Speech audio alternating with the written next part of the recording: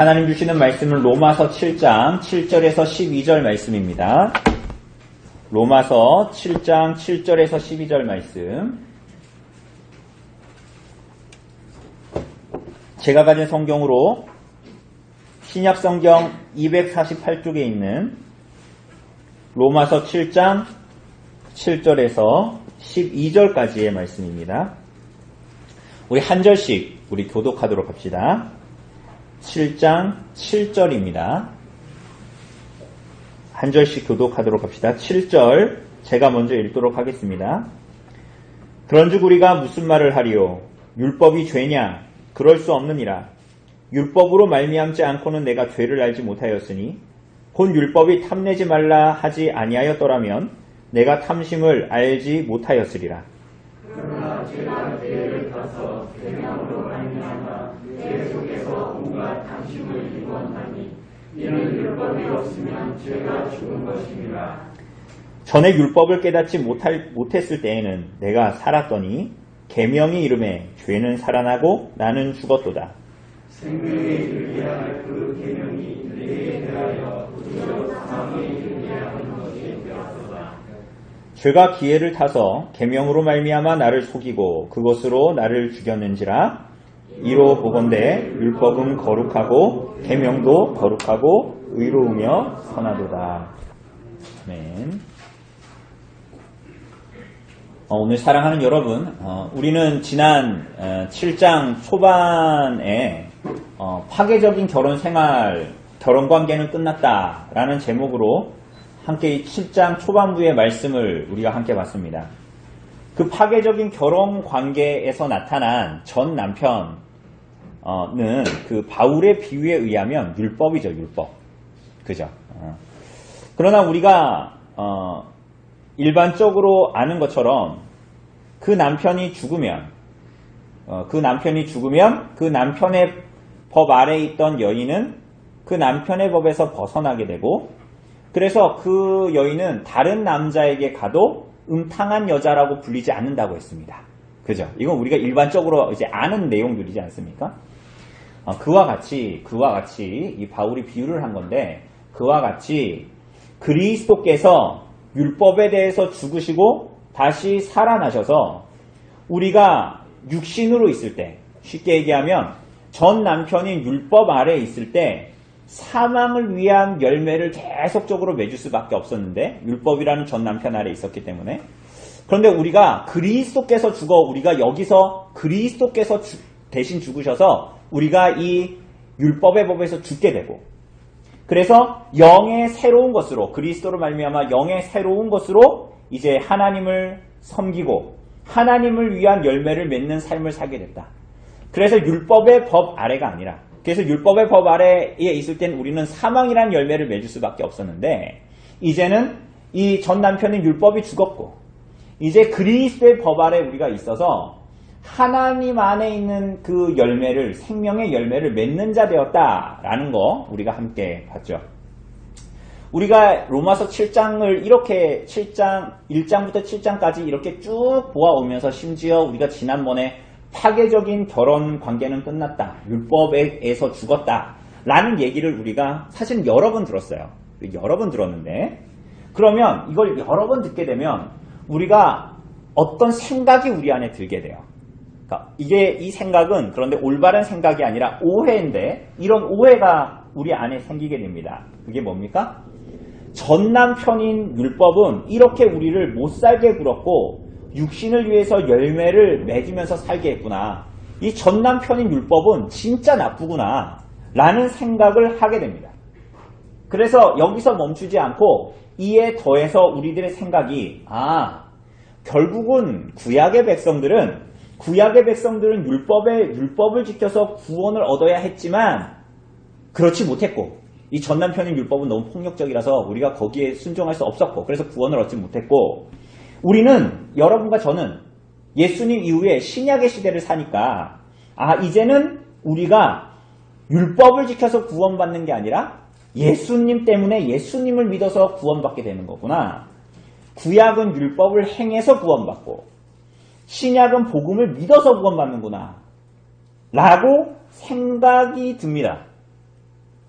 왜요? 우리가 지금까지 율법은 다 나쁜 거라고 봤기 때문에 그래요. 율법에 대해서 그런 식으로 들었다. 그래서 심지어 우리가 7장 초반에서 율법과의 결혼관계가 이제 파괴적인 결혼관계가 끝났기 때문에 이제 율법이 지배하는 법에서 우리는 벗어났어요. 뭐 이런 얘기를 하니까 우리는 이런 오해를 쉽게 하죠. 그리고 우리가 또 신앙생활 쉽게 하려고 하니까 너무 복잡한 거 너무 어려워. 그 율법은 나쁘고 복음은 좋은 거라고 해. 그럼 얼마나 명확해. 뭐 이런 식으로 우리가 자꾸 이렇게 대충 덮어놓고 뭐 이런 식으로 자꾸 이제 성경을 대하니까 우린 이게 이렇게 오해를 하게 돼요. 앞에서도 그랬잖아요. 뭐 3장 20절 같은 경우에 로마서 3장 20절 같은 경우에 율법의 행위로 그의 앞에 의롭다 하심을 얻을 육체가 없다. 그러니까 율법의 행위로 하나님 앞에 의롭다 여김을 받을 사람이 있다 없다? 없다. 그렇게 말하니까 율법은 우리에게 죄를 보여주지만 우리를 구원하지 못한다. 이제 이런 생각들이 우리 안에 막 이제 바뀌기 시작하는 거예요. 또 5장 20절에 보면 율법이 들어온 것은 범죄를 더하게 하려 함이라.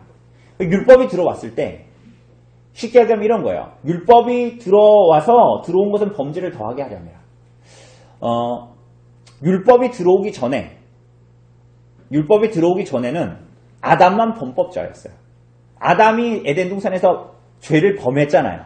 그래서 범법자인 동시에 죄인이었어요. 근데 계명이 들어오고 나서는, 그냥 계명이 들어오기 전에는 아담만 범법자였단 말이에요. 그냥 우리는 범법자는 아니고 죄인일 뿐이었어. 근데 계명이 들어오고 난 다음에는 어떻게 돼요? 우리도 아담처럼 범법자가 돼요. 왜? 계명이 들어오고 나서는 우리가 계명을 범하기 시작하니까. 그죠? 아담과 똑같은 죄인이요 범법자가 되기 시작하는 거예요. 로마서 7장 5절에도 보면 우리가 육신에 있을 때는 율법으로 말미암는 죄의 정욕이 우리 지체 중에 역사하여 우리로 사망을 위하여 열매를 맺게 했더니 이렇게 얘기하죠.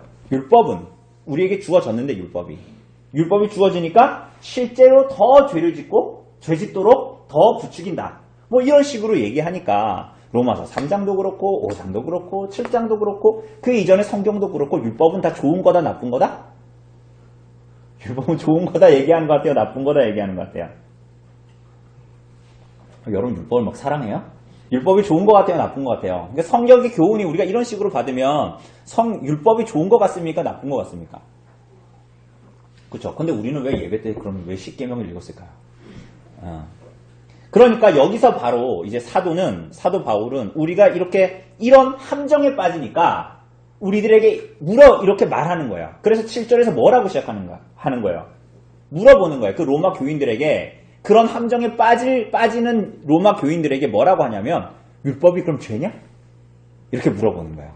그러면 율법이 그렇게 너네가 그럼 그렇게 생각하면 그럼 율법이 정말 죄야? 그럼 율법이 죄네? 이렇게 바울이 질문하는 거예요. 여러분 율법이 죄입니까?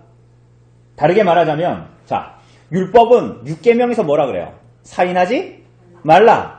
살인하지 말라라고 했지만 여러분과 저는 살인해요. 어떤 사람을 미워하기도 하고 용서하지 못하고 자신이 그리스도께 받은 용서를 말할 수 없는 용서를 받았는데도 우리는 딴 사람을 용서하지 못하는 거예요. 그러니까 용서하지 못하고 미워하고 그래서 뭐 하는 거예요? 마음으로 그 사람을 살인하니까 뭐 하는 거야? 살인하는 거죠. 율법은 살인하지 말라고 했는데 우리는 살인을 그런 식으로 하죠? 그러면 율법이 살인자입니까? 제 말이 이해되시죠? 율법은 하지 말라고 하는데 우리는 그 율법을 보면서도 살인을 해요. 그러면 율법이 잘못된 거냐고요? 율법이 죄냐고요? 율법은 7계명에서 간음하지 말라고 얘기합니다. 그런데 우리가 마음에 여자를 보고 남자를 보고 음욕을 품으면 간음을 하는 거예요. 그럼 율법이 간음자입니까? 율법이 죄예요?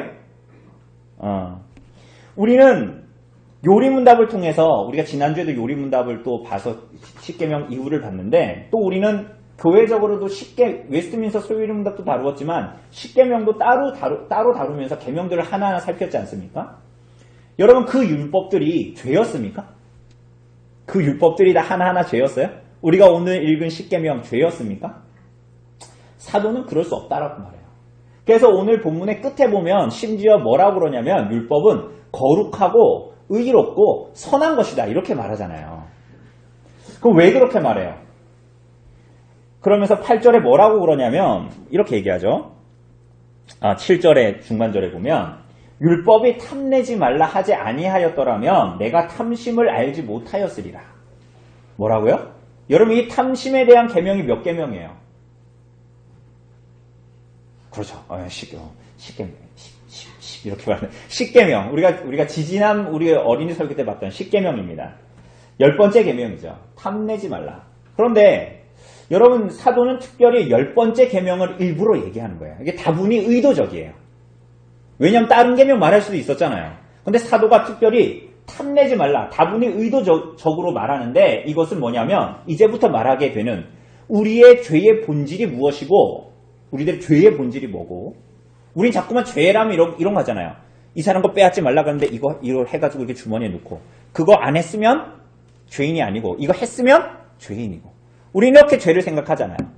그래서 오늘 사도는 이제 얘기할 때 죄의 본질이 뭐고 그 죄의 본질이 근본적으로 누구를 향하고 있는가를 말하는 거야. 그러기 위해서 탐심을 얘기하는 거야. 자, 탐심을 그래서 봐야 돼요. 자, 탐심이 뭡니까? 탐심. 여러분 탐심이 뭐예요? 탐심을 다른 말로 쉽게 얘기하면 뭘까요? 그렇죠. 원어적으로 정말 맞아요. 탐심이 욕심이에요. 과하게 바라는 거, 강한 바람, 욕심 이런 게 여기에서 번역된 이 탐심이라는 말이에요. 욕망 뭐 이런 거죠.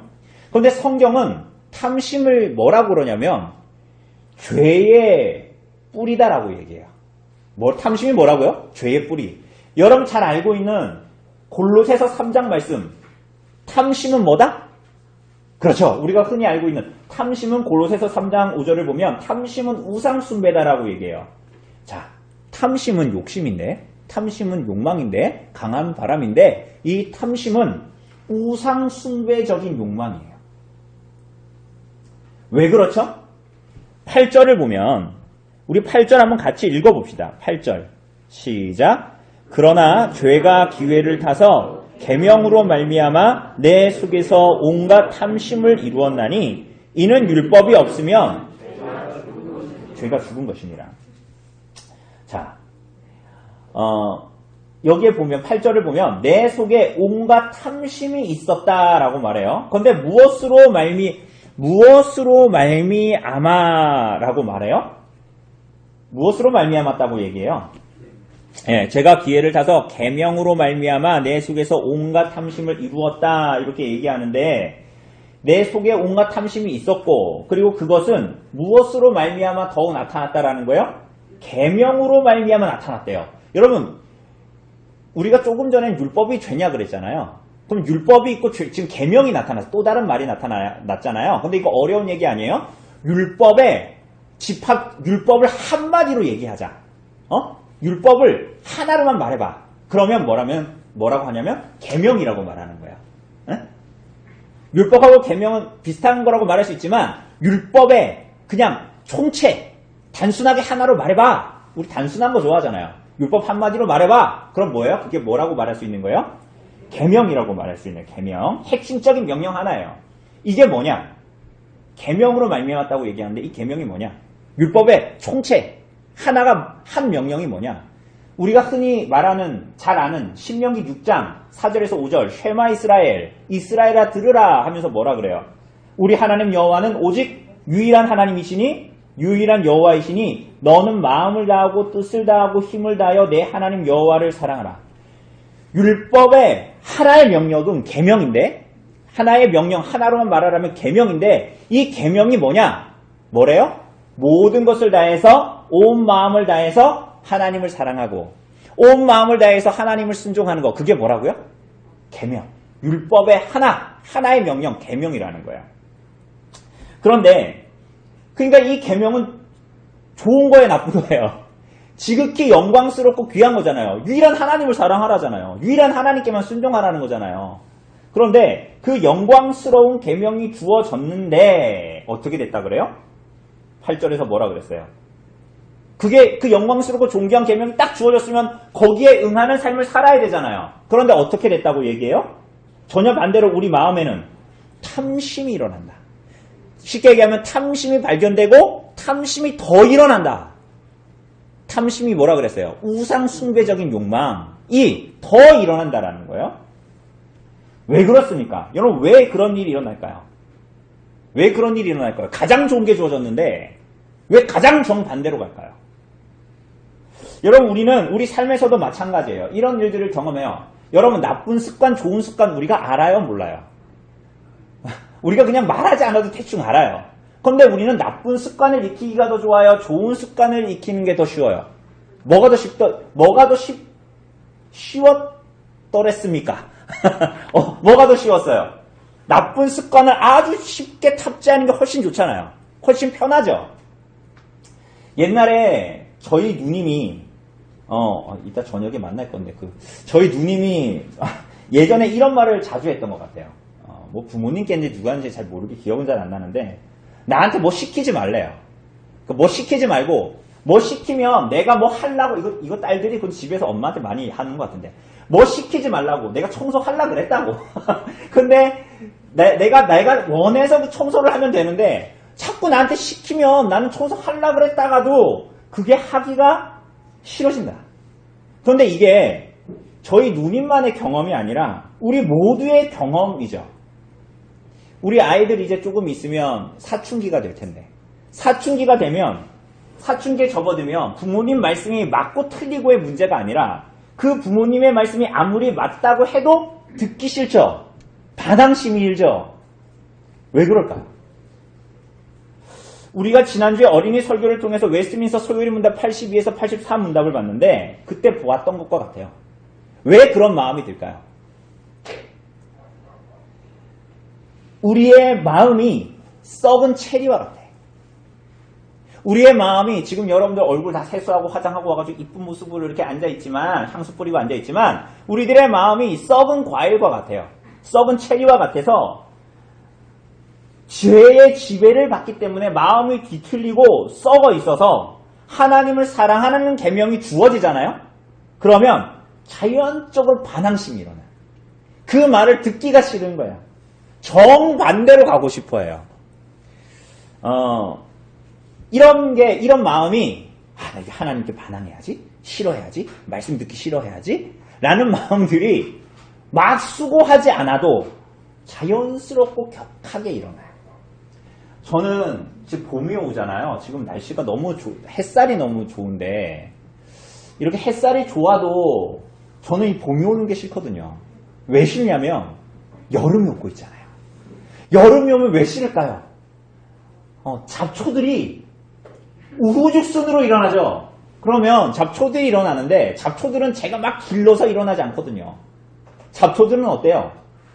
신경 쓰지 않아도 우후죽순처럼 자라요. 내가 막 수고하지 않아도 막 하나님 말씀을 막 사랑해야지, 막 잡초를 막 길러내야지, 이래서 잡초들이 자라나는 게 아니라 그냥 막 자라나요. 그리고 오히려 그 안에서 막 귀한 작물이나 곡식들은 어떻게 해야 자라요? 막 잡초를 수고롭게 뽑아야지 자라잖아요. 근데 이 썩은 마음과 같은 우리들의 마음, 하나님을 향한 반항심이 막 이거 잘 길러야지, 이거 하나님을 배반해봐야지 이렇게 해서 나타나는 게 아니라 그냥 여름 되면 우후죽순처럼 나 그냥 무성하게 자라는 잡초들처럼 우리 마음 안에 그냥 막 일어나요. 아주 그게 자연스럽고 하나도 노력이 필요하지 않아요. 여러분 왜 그럴까요? 그러니까 우리들의 마음의 상태가 여름만 되면 우후죽순처럼 자라나는 무성하게 자라는 잡초들과 같아요. 여러분 이것을 아주 잘 드러내는 예 중에 하나가 교부 아우구스티누스라는 사람이 있는데 이 사람의 고백록이라는 책이 있어요. 여러분 사서 읽지 마세요. 너무 길어요. 근데 제가 중요한 부분만 말씀을 드리는 거예요. 그 고백록에 보면 어거스틴이 어렸을 때 자기가 했던 짓을 얘기합니다. 근데 그 중에 하나가 아주 재미있는 게 다른 사람의 집에 있는 배나무의 배를 떨어가지고 서리하는 일이에요. 근데 어거스틴이 그 집의 배나무의 배를 떨어가지고 도둑질한 이유가 뭘까요? 여러분들 같으면은 왜 그거 도둑질 하겠어요? 왜 도둑질 할까요? 그죠. 배가 고파서. 혹은 우리 집에도 배나무가 있는데 그 집의 배나무가 조금 더 종자가 좋아서 훨씬 더 맛이 좋기 때문에.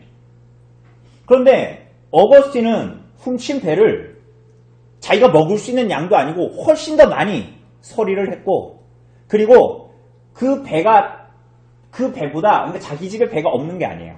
자기 집 배가 더 맛있다라는 것도 알아요. 심지어는 배를 훔치고 나서 서리하고 나서 한 입 물고 나서 나머지는 돼지한테 던져줬어요. 다. 왜 그랬을까요? 그럼 어거스틴은 이 아우구스티누스는 왜 친구들하고 배서리를 했을까요? 왜 도둑질을 했을까요? 이 사람은 후일에 이 고백록에서 이렇게 얘기를 해요.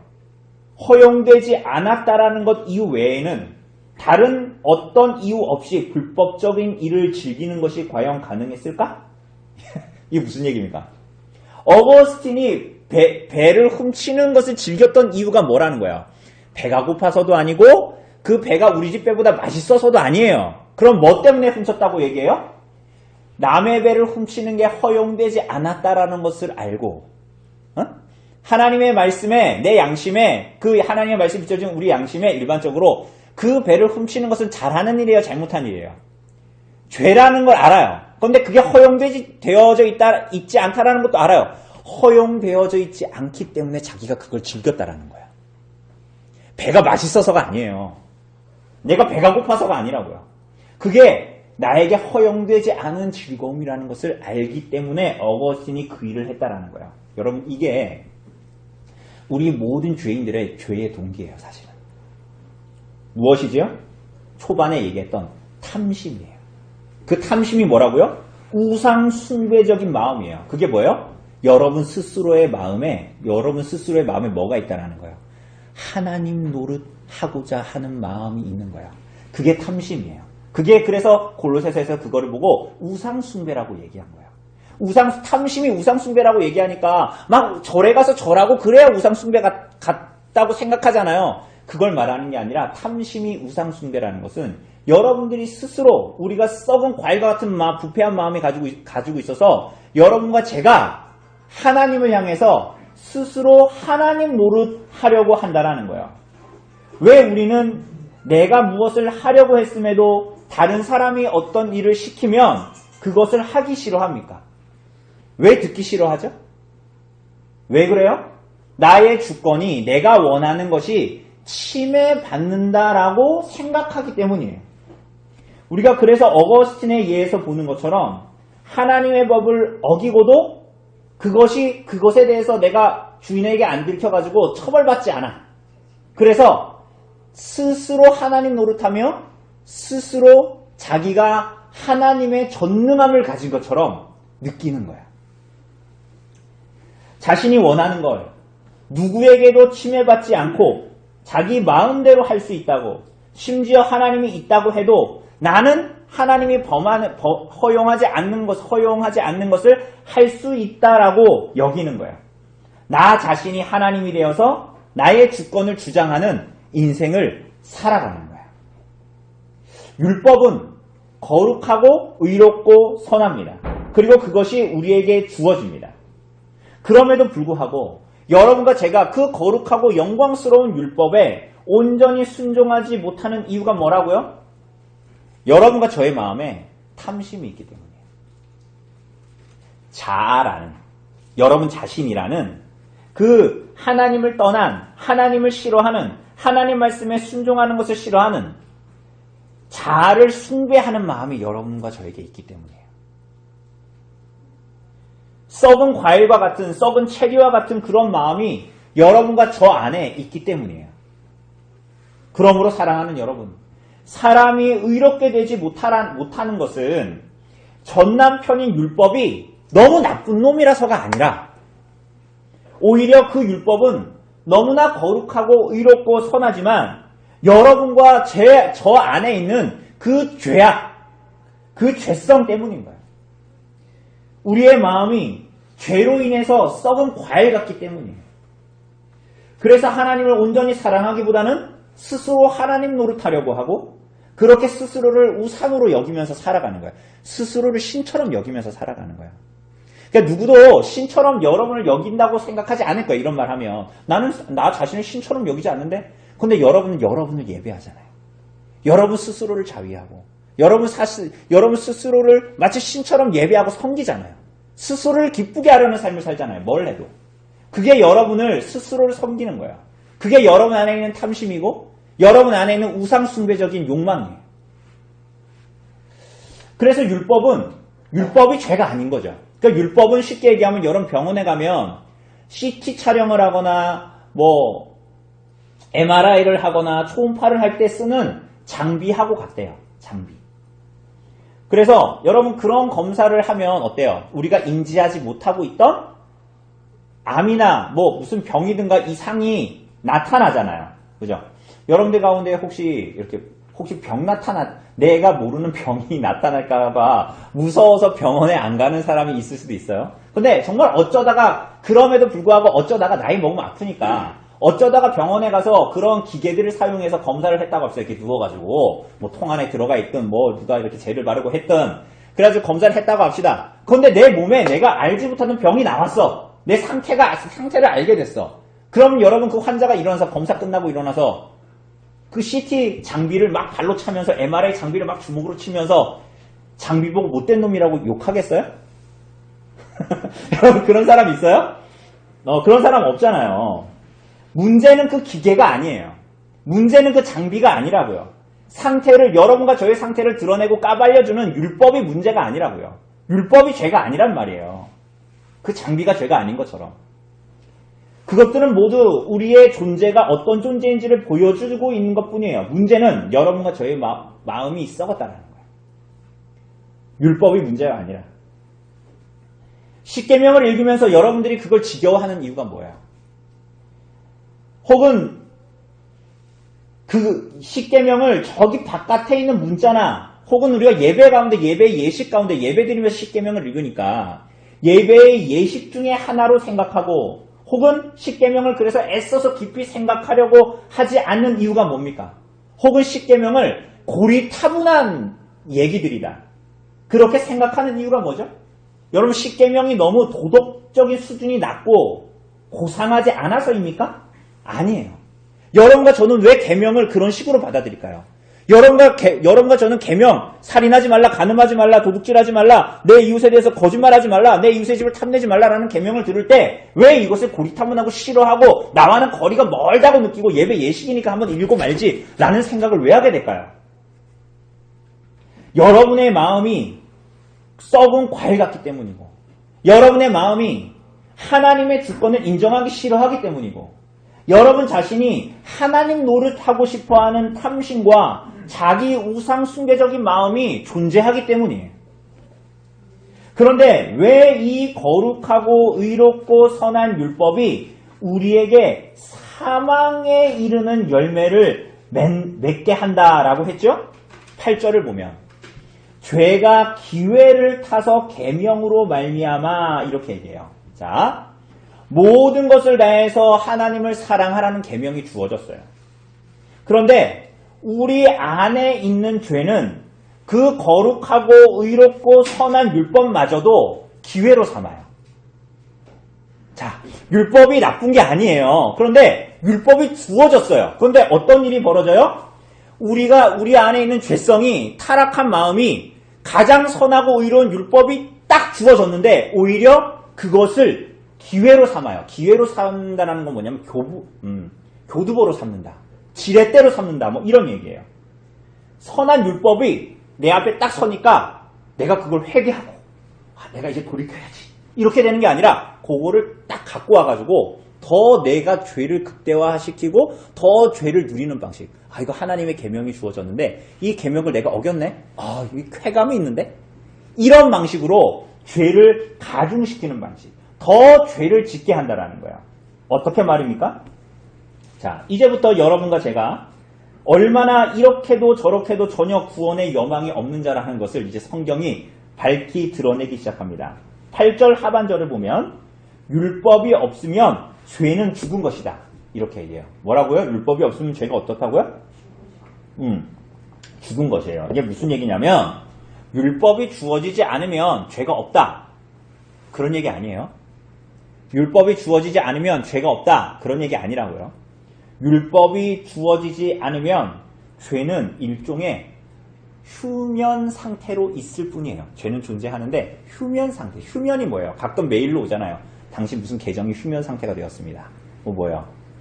쉬면서 활동을 하지 않는다라는 거지. 존재는 해야 안 해요. 아이디가 막 없어지거나 계정이 없어지거나 그런 거 아니에요. 계정은 있잖아요. 쉬면서 활동을 하지 않는다라는 거예요. 율법이 주어지지 않으면 우리 안에 죄가 휴면 상태에 있어요. 예를 들면 이런 거예요. 어떤 사람한테 하나님에 대한 신앙과 신행, 뭐 이렇게 하나님에 대해서 믿어야 할 것과 하나님은 뭘 원하셔, 이런 거를 말하기 전에는 그 사람은 하나님을 향해서 적대적이지 않아요. 속으로만 적대적이야. 그래서 종호 형제가 예수님 안 믿을 때 뭐 교회 어떻게 생각해? 예수님 어떻게 생각해? 라고 얘기하면 종호 형제는 예수쟁이들 나쁜 놈들이 내가 뭘 죄를 지어서 자꾸 죄라고 얘기해? 이렇게 하지 않고 종호 형제같이 젠틀하고 신사적인 사람은 속으로만, 우리 일반적으로 사람들이 다 그래요. 속으로만 하나님을 향해서 적대적이에요. 여러분들 남편이나 아내들 안 믿는 사람들이 있으면 여러분들이 교회 가자, 하나님 믿어라, 너 하나님 그렇게 말씀대로 안 사는 거 잘못된 거다, 이런 거 얘기하기 전까지는 뭐라 그래요? 그렇게 핍박 안 해요. 그렇게 욕하지도 않아요. 그렇지만 속으로는 어때요? 속으로는 하나님을 향해서 적대적이에요. 모든 죄인들이 그렇다고요. 그게 안 드러낼 뿐이야. 그런데 하나님의 거룩하고 의롭고 선한 율법이 주어지면, 하나님을 사랑하라고 하면, 그리스도가 널 위해서 죽었다고 하면, 그때부터 어떻게 해요? 죄가 휴면 상태에 있다가 갑자기 확 발동을 하기 시작해요. 어떻게 발동을 해요? 왜 내가 죄인이야? 뭔 하나님이야? 내가 왜 교회 가야 돼? 난 내 마음대로 살고 니나 잘해. 야, 니가 사는 거나 내가 사는 거나 뭐가 달라? 내 삶의 주인은 나야. 내 마음대로 할 거야. 내가 무슨 죄인이라 그래? 야, 니나 죄 고백하고 그래. 이렇게 아주 능동적이고 적극적으로 휴면 상태에서 깨어납니다. 사랑하는 여러분, 이것은 마치 9절 이하가 말하는 것처럼 잠들어 있는 죄라는 괴물을 깨우는 것과 같아요. 자고 있는 죄를 깨우는 거예요. 뭐가? 계명이. 죄라는 괴물이 여러분의 삶에, 여러분의 마음에, 여러분과 함께 살고 있어요. 그런데 그때에 계명이 오기 전에는 여러분은 스스로를 향해서 살았다라고 말해요. 그러니까 사도가 9절에 보면 이렇게 얘기하잖아요. 전에 율법을 깨닫지 못할 때는 내가 살았더니, 이렇게 얘기하죠. 계명이 이르기 전에 깨닫지 못할 때는 내가 살았어요. 여러분, 이것은 하나님을 향해서 내가 하나님 안에서의 생명을 누리고 있다, 그 말을 하는 것이 아니라, 사실은 하나님을 향해서 죽어 있어요. 모든 죄인이 다 그런 것처럼. 그런데 스스로에게 그렇게 생각하는 거예요. 율법의 요구를 몰랐기 때문에 그저 살아있다라고 여겼던 거예요. 여러분 안 믿는 여러분 주변의 사람들에게 너 죽었어 이렇게 얘기하지 않잖아요. 오히려 그 사람들이 여러분들 주일날에 교회 가는 사람들 봤을 때, 야, 너는 너 자신에 대해서 죽었어.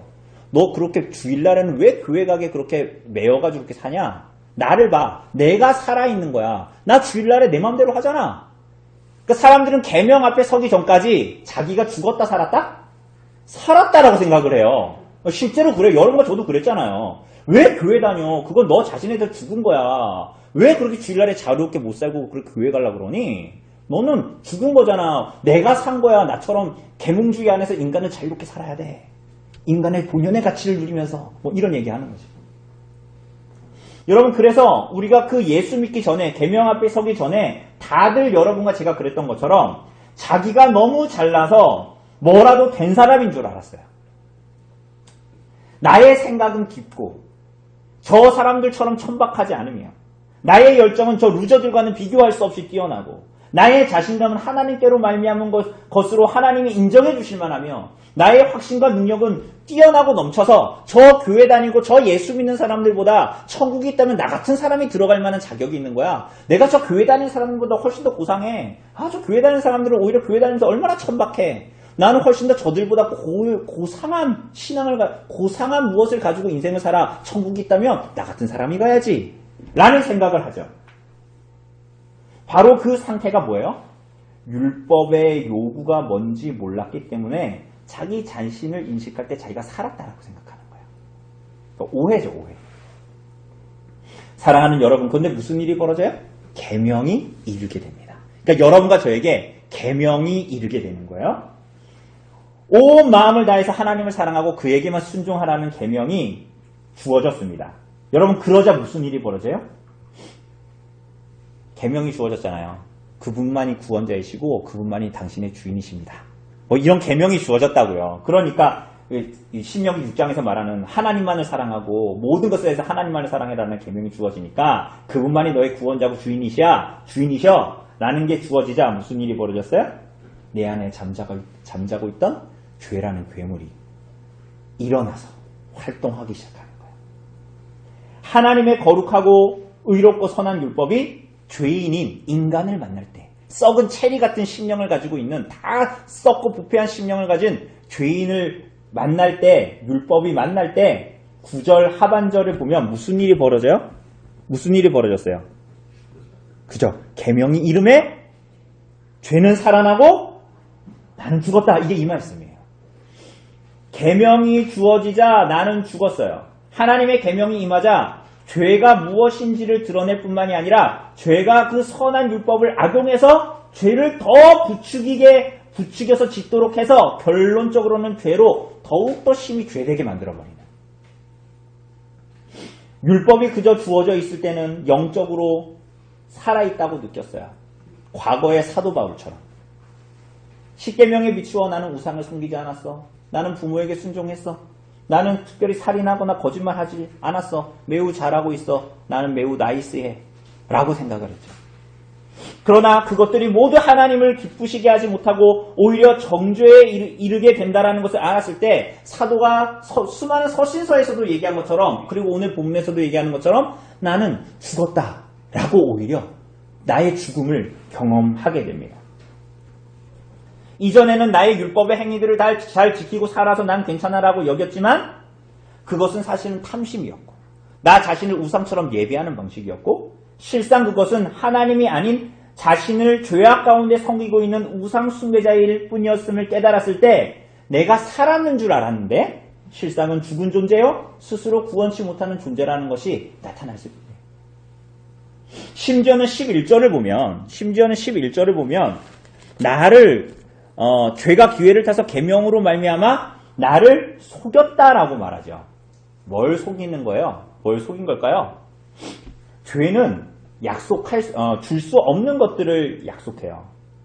그러니까 자기 자신을 섬기면 여러분들 자신을 섬기면서 여러분들이 원하는 걸 막 하면 주일날에 뭐 하나님 예배하는 데는 둘째치고 여러분들 하고 싶은 걸 막 하잖아요.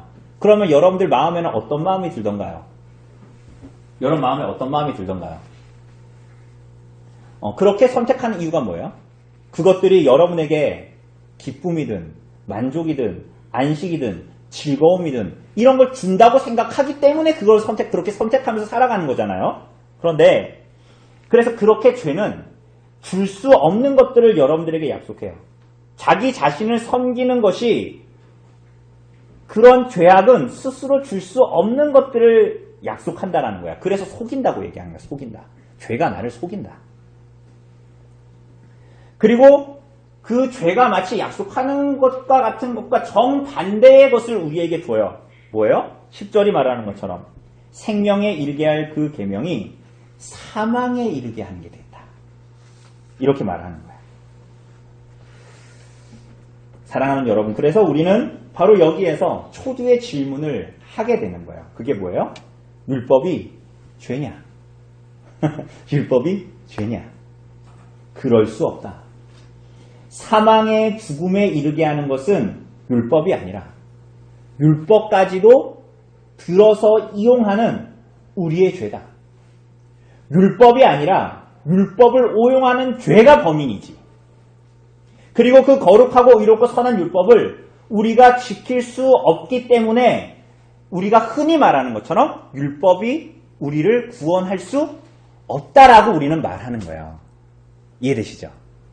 율법이 우리를 구원할 수 없는 것은 율법이 못된 전남편이라서가 아니에요. 율법이 죄라서 우리를 구원하지 못하는 게 아니라고요. 거룩하고 선한 율법을 썩은 우리가 순종하고 지킬 수가 없기 때문에 율법이 우리를 구원할 수 없는 거야. 사랑하는 여러분, 율법이 뭡니까? 12절이 말하는 것처럼 율법은 거룩하고 의롭고 선한 거예요. 율법은 하나님의 성품을 계시하고 율법은 하나님이 어떤 분인지를 알려줍니다. 율법은 하나님이 우리에게 원하시는 게 무엇인지를 알려주는 게 율법이에요. 정말 의롭고 거룩하고 선한 것입니다. 그런데 문제는 탐심을 가진 우리, 자기 자신을 우상처럼 섬기는 우리, 죄악된 우리의 썩은 마음이 문제죠. 그 썩은 마음으로 율법마저도 들어서 나의 어떠함으로 그것을 성취시킬 수 있다라고 생각하는 거예요. 그런 방식으로 하나님이 아닌 자기를 우상처럼 받들고 예배합니다. 그렇기 때문에 율법은 이런 우리들에게 기능할 때 전혀 새롭게 적용되기 시작합니다. 이 율법이. 첫 번째로는 하나님이 누구신지를 알려주는 이 율법이 여러분과 저에게 비춰질 때 우리는 우리가 얼마나 죄악된 존재인지를 알게 됩니다. 우리가 살았다고 여겼으나 우리는 죽은 자라는 것을 알게 됩니다. 율법으로 말미암아. 그리고 두 번째로 또한 우리는 그 율법 앞에서 그 존재에 결정적인 변화가 없을 때 하나님을 사랑하라는 선한 계명이 죄인인 우리 안에서 어떤 반역을 일으키는지를 보게 됩니다.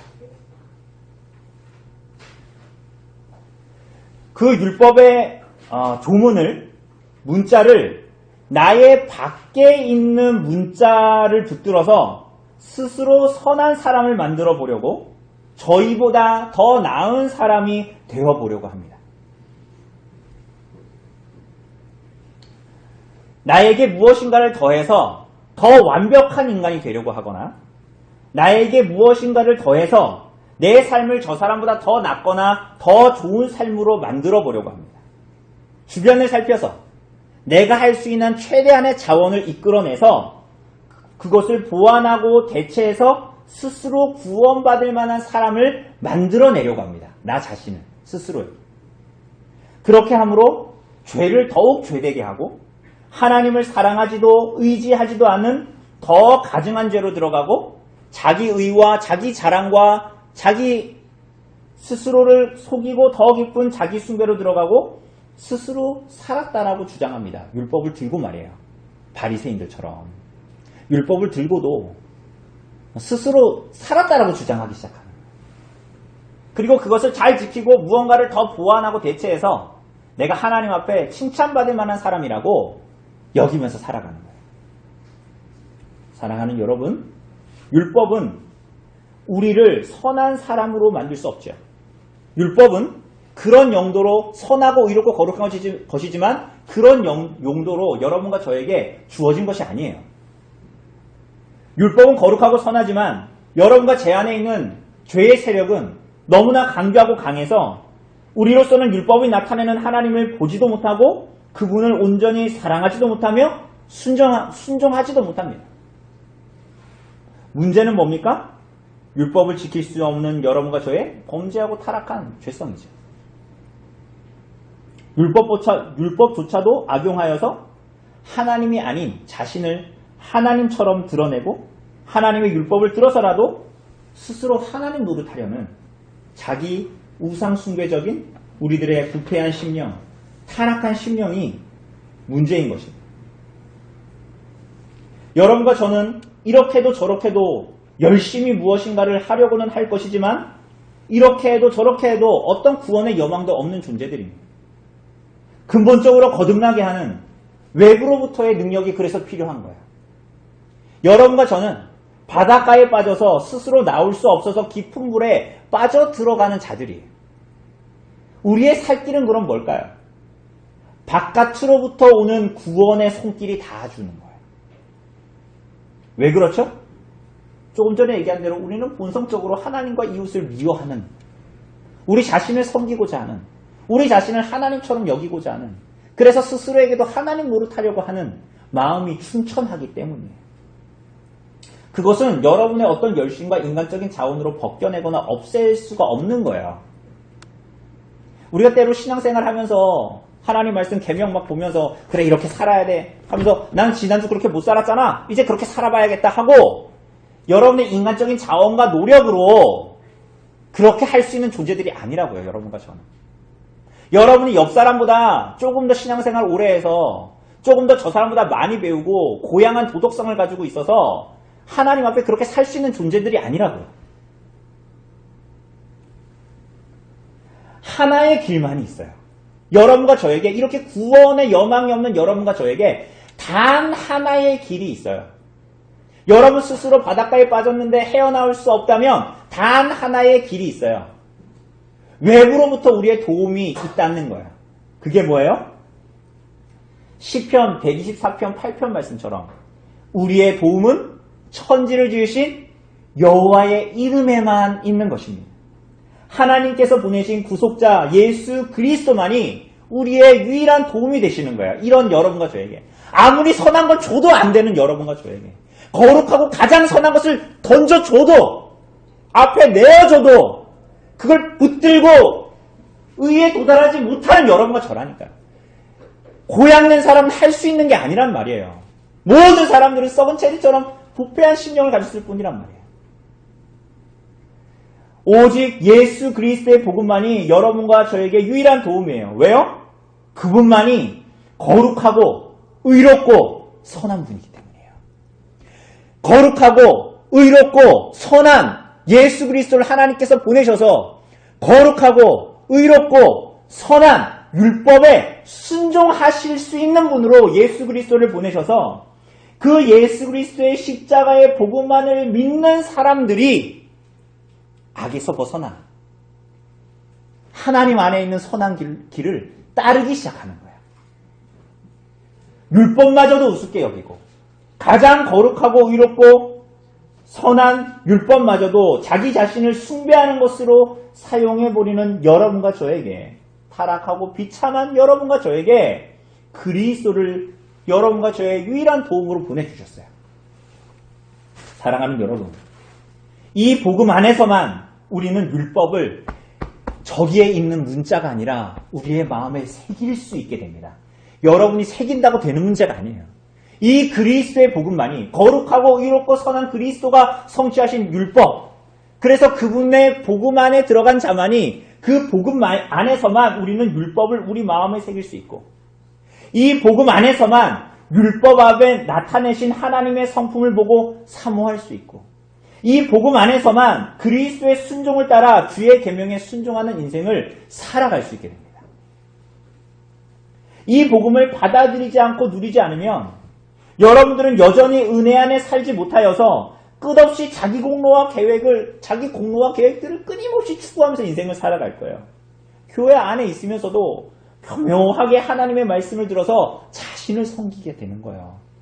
성경 아무리 읽고 아무리 묵상을 하고 카톡에 우리가 올리는 그런 일들을 해도 우리가 선한 마음으로 그 일들을 할 수 있지만 우리가 복음을 누리지 못하면 그것들마저도 자기 자신을 섬기는 방식으로 나타날 수 있어요. 여러분, 그래서 하나님의 은혜만으로는 그렇게 계속적으로 하다가 보면 하나님의 은혜만으로는 복음에 나타난 십자가의 그리스도만으로는 항상 삶에 부족하다고 느껴요. 그래서 세상의 다른 것들을 자꾸만 자기 삶에 끼워 넣어서 무언가를 채우려고 하고 하나님이 아닌 실은 자기 자신을 섬기는 삶을 더욱더 살게 돼요. 그렇게 스스로마저도 속이고 그리스도를 믿노라 하며 살아가는 오늘 사랑하는 여러분 아닙니다. 여러분 그 무엇도 여러분으로 하여금 그리스도 안에 있는 복음과 생명을 그것들이 누리게 할 수 없어요. 여러분들이 교회 안에 존재한다는 것, 아무리 선하고 귀한 것, 율법, 아무리 귀한 교회의 율례들이 주어져도 그것으로는 우리는 복음 안에 있는 생명을 누릴 수가 없어요. 대단한 지식, 세상이 내놓으라는 성공, 많이 배우고 많이 가지고 사람들이 우러보는 명예, 칭찬, 명성, 그것이 여러분을 지킬 수가 없어요. 오히려 복음을 누리지 못할 때 여러분은 그것들을 복음처럼 붙들고 그것들을 이용해 자신을 섬기고 그것들을 종교적인 길을 열심히 하면서 그것을 하나님을 섬기는 예라고 말할 거예요. 하나님이 아닌 여전히 자신을 섬기는 삶이죠. 사랑하는 여러분, 이렇게 타락한, 부패한 그 부패의 깊이를 측량할 수 없고 헤아릴 수 없는 여러분과 저, 우리들을 이 비참한 자리에서 끌어내시기 위해서, 구원하시기 위해서 하나님께서 유일한 도움이 되시는 그리스도를 보내시고 우리들을 구원하신 거예요. 이것만이 여러분과 저와 같은 우상 숭배자들의 유일한 소망이요. 유일한 복음이요. 우리에게 있는 유일한 살 길이에요. 그 복음을 받아들이고 누리는 자리에서만 우리는 심지어 그 자리에서도 우리 안에 죄가 거한다라는 사실을 인지하고 자각함에도 복음을 누리는 그 자리에서야 우리는 낙담하지 않고 낙심하지 않고 그래서 자신을 섬기려고 하지 않고 도리어 그리스도의 영이신 성령의 일이 우리 안에 있기를 바라게 되고 오늘 그 복음을 누리며 온전하게 하실 부활의 날을 바라보면서 살게 됩니다. 그분께만 소망을 두고 거룩하고 의롭고 선한 하나님의 계명, 그분을 온전히 사랑하고 순종하는 것을 영원히 즐거워하는 삶을 이 땅에서부터 시작하게 됩니다. 그래서 이제 우리는 그리스도의 복음으로 말미암아서 그리스도만을 탐하는 자들이 돼요. 내 안의 탐심, 나를 섬기고자 하는 탐심이 아니라 우리는 그 자리에서만 복음으로 말미암아서만 그리스도만을 소망으로 삼으며 그리스도만을 탐하는 인생을 살게 돼요. 그리스도만을 썩은 마음을 가진 우리들에게 그리스도만을 유일하고 참된 양식이요 음료임을 깨닫고 누리면서 살아가게 됩니다. 그렇게 거룩하고 의롭고 선한 율법이 우리의 심령에 새겨져 정말 우리를 거룩하고 의롭고 선한 하나님의 형상으로 만드시는 거야. 무엇이? 거룩하고 의롭고 선한 그리스도께서 거룩하고 선하고 의로운 율법에 순종하심으로 그리고 우리가 그분 안에서의 복음을 누림으로 하나님께서 우리 안에 그리스도의 형상을 회복시키는 거예요. 그래서 우리가 다음 주에 보겠지만 십계명이 저기에 있는 저 문자로 있는 두 돌판에 있는 문자요 계명이 아니라 우리들의 신비에 새겨지는 그래서 우리가 그리스도를 사랑할 때야 그 계명을 성취하는 그 놀라운 일들이 우리 안에 벌어지게 되는 것입니다. 오늘 사랑하는 여러분, 이 복음을 누림이 여러분과 저에게 우리 교회와 성도들의 삶에 충만하기를 간절히 바랍니다. 우리 이 시간 좀 잠시